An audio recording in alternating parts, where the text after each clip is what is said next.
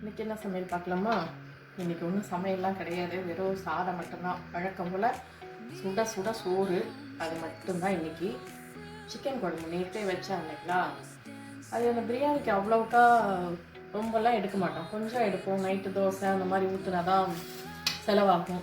நேற்று நைட்டும் அந்த மாதிரி செலவாகல, அதனால் நிறையவே இருந்துச்சு. 2-3 பேர்த்துக்கு போதாதா? தாராளமாக போதும். அதுக்கு மேலே எதையாவது செஞ்சால் அது வேஸ்ட் ஆகும். அதனால் இதே சிக்கன் குழம்பு வச்சாச்சு. இது கூட ரசம் இருக்குது, தயிர் இருக்குது, கூட தொட்டுக்க வேணும்னா மாம்பழம் இருக்குது. இவருக்கு என்னென்னா அந்த நான்வெஜ் கூட வெஜ்ஜு செஞ்சால் பிடிக்காது, அதனால் அதுவும் செய்யலை. தொட்டுக்க தனியாக எதுவும் செய்யவும் இல்லை. இவ்வளோதான், இதோட விட்டாச்சு. ஏன்னா இது சமைக்காதனால இன்றைக்கி ஃபுல்லாக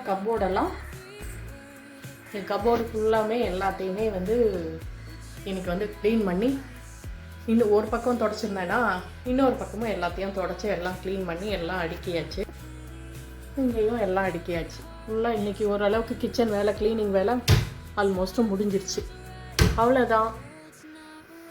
இந்த வீடியோ உங்களுக்கு பிடிச்சிருந்துச்சுன்னா லைக் பண்ணுங்கள், ஷேர் பண்ணுங்கள், கமெண்ட் பண்ணுங்கள். புதுசாக பார்க்குறீங்கன்னா சப்ஸ்கிரைப் பண்ணிக்கோங்க. தேங்க்ஸ் ஃபார் வாட்சிங். பாய்.